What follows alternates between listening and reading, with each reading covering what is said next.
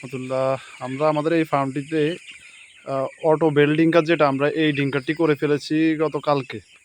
আমাদের এখানে আগে নিফেল ডিঙ্কার ছিল, কাপ নিফেল ছিল এই পাইপগুলোতে। তো আমাদের মুরগির পানি খাওয়ার যে সিস্টেমটা ছিল, আমরা সিস্টেমটি চেঞ্জ করে বেল ডিঙ্কার ইউজ করতেছি। গতকালকে আমরা বেল ডিঙ্কার সেট আপ করে ফেলেছি আলহামদুলিল্লাহ। এখানে আমরা 600 পিস বা 700 পিস ব্রয়লার মুরগি দিয়ে থাকি সাধারণত। আমাদের এই পাইপ লাইনটা আগে ছিল হচ্ছে অটো কাপ ডিঙ্কার।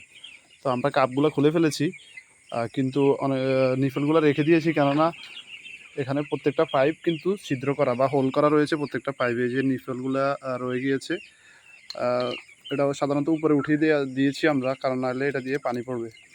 এই যে পানি পড়তেছে, তাই মুরগি এখন নিচ থেকে আশা করি ঠোকর দিতে পারবে না।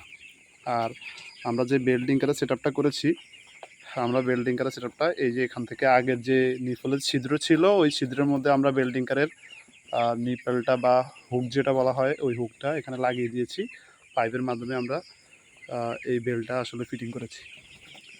তো আলহামদুলিল্লাহ সবগুলো সেট আপে আমরা নিফেলগুলো রেখে দিয়েছি, কারণ নিফেল আমরা এখান থেকে সরাতে পারবো না। নিফেল সরালে, নিফেল যদি আমরা খুলে ফেলি তাহলে পানি পড়বে, অথবা এই পাইপে আর আমরা সেট আপ করতে পারবো না। নতুন করে পাইপ কিনতে হবে বা নতুন করে পাইপ লাগাতে হবে। তো আমরা এই আগের আমাদের যে নিফেলের পাইপগুলো ছিল, আমরা ওগুলোতেই আমাদের এই বেল্ডিং করে সেট আপটি করে ফেলেছি আলহামদুলিল্লাহ। তো ক্রমান্বয়ে আমরা আমাদের সবগুলো ফার্মেই আমরা এই সেট আপটি করে ফেলবো। আমাদের পরের যে খামারটি রয়েছে, মানে এটার সাথে আমাদের যে ফার্মটি রয়েছে, আমরা ওটাতেও এই সেট আপটি করে ফেলেছি। পুরোপুরিভাবে কমপ্লিট হয়নি, আমরা করতেছি, কিছুটা কাজ করা হয়েছে, বাকিটুকু আমরা করে ফেলবো ইনশাল্লাহ।